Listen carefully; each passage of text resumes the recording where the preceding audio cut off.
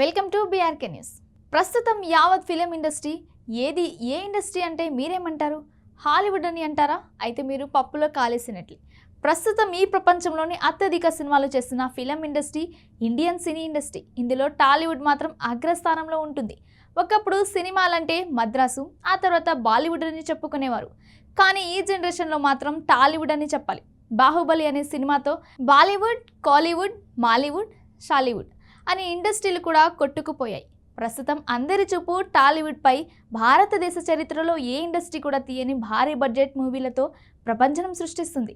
అసలు తెలుగు సినిమాలను ఎవడు చూస్తాడన్న స్థాయి నుంచి తెలుగు సినిమాలు రిలీజ్ అవుతుంటే వాటికి పోటీగా వచ్చే సినిమాలు ఒక్కటైనా ఉందా అని ఇప్పుడు ప్రపంచవ్యాప్తంగా టాక్ వినిపిస్తుంది. ఇక సౌత్ ఇండియన్ సినిమాల వద్దకు వస్తే బాహుబలి, RRR, KGF, సలార్, కల్కి, దేవర, పుష్ప2 ఇలా అన్నీ కూడా నార్త్ ఇండియన్ సినిమాలలో కాకుండా ప్రపంచ హాలీవుడ్ సినిమాలతో పోటీ పడుతున్నాయి. ఇక మరో 4 ఏళ్ల రాబోతున్న రాజమౌళి, మహేష్ బాబు సినిమా అయితే ఇండియన్ సినిమా పరిశ్రమ స్థాయిని మరో రేంజ్కు తీసుకుపోవడం ఖాయం. ఇక ప్రస్తుతం వరుసగా భారీ బడ్జెట్ చిత్రాలు అన్నీ కూడా 1000 కోట్ల బడ్జెట్తో దూసుకుపోతున్నాయి. అందులో బాహుబలి 2, కల్కి, పుష్ప2 ఇలా అన్నీ కూడా టాలీవుడ్ నుంచి రావడం గమనార్హం. దీంతో ఆ హీరోల సరసన గ్లోబల్ స్టార్ రామ్ చరణ్ కూడా ఉండబోతున్నట్లు సమాచారం. ప్రస్తుతం టాలీవుడ్ లో పాన్ ఇండియా సినిమాల హవా నడుస్తుంది. కానీ పాన్ ఇండియా హీరో అంటే పాన్ ఇండియా మార్కెట్లో హిట్ మెట్టెక్కితే సరిపోదు, 1000 కోట్ల వరద తేవాలి. కనీసం నార్త్ ఇండియాలో 350 కోట్ల పైనే వసూళ్లతో పాటు మాస్ పూనకాలు తెప్పించాలి. ఇక గతంలో కూడా రెబల్ స్టార్ ప్రభాస్ అక్కడే సక్సెస్ అయ్యాడు. బాహుబలి తర్వాత సాహో నార్త్ని షేక్ చేసింది. తర్వాత సలార్ దుమ్ము దులిపింది. కల్కి 1200 కోట్లు రాబట్టింది. కట్ చేస్తే దేవర 510 నుంచి 670 కోట్ల వరకు రాబడితే అందులో 350 నుంచి 400 కోట్లు నార్త్ నుంచే వచ్చాయి. ఇప్పుడు పుష్ప2 1000 కోట్ల వసూలు 70% వసూలు నార్త్ నుంచే వచ్చాయి.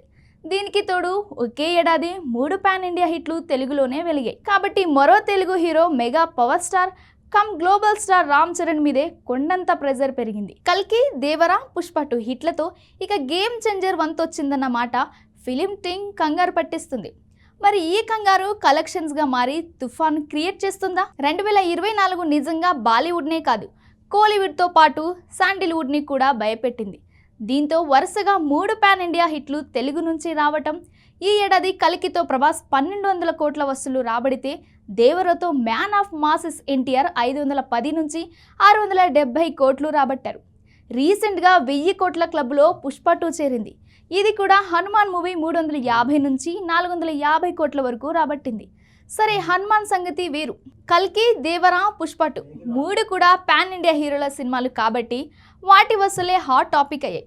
పాన్ ఇండియా లెవెల్లో తన క్రేజ్ ఇంకా పెరిగిందని కల్కితో ఈ ఏడాది ప్రభాస్ ప్రూవ్ చేస్తే దేవరతో పాన్ ఇండియా పరీక్ష రాసి డిస్టింక్షన్లో పాస్ అయ్యాడు. పుష్ప2తో ఐకాన్ స్టార్ అల్లు అర్జున్ కూడా పాన్ ఇండియా లెవెల్లో ప్రూవ్ చేసుకున్నాడు. ఇక మిగిలింది mega power star alias global star Shankar డైరెక్షన్తో తాను చేసిన గేమ్ చేంజర్ సంక్రాంతికి రాబోతుంది. ఒకవైపు పండుగ, మరోవైపు కొత్త ఏడాది. ఇంకోవైపు తన తోటి పాన్ ఇండియా హీరోలంతా పాన్ ఇండియా పరీక్షలో పాస్ అవ్వడం కాదు, డిస్టింక్షన్లో దుమ్ము దులిపోయారు. కాబట్టి అందరికన్నా గ్లోబల్ స్టార్ మీదే ఉంటుంది.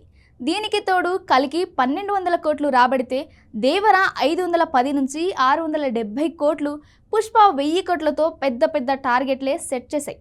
కాబట్టి గేమ్ చేంజర్ హిట్ అవ్వడం కాదు, ఈ 3 నెంబర్స్లో ఏదో ఒక రేంజ్ని టచ్ చేయటమే, బ్రేక్ చేయటమే. చేయకపోతే గేమ్ చేంజర్ పాన్ ఇండియా రేసులో వెనుకబడినట్టే అంటున్నారు. ఇది తనకు అసలైన ఛాలెంజ్.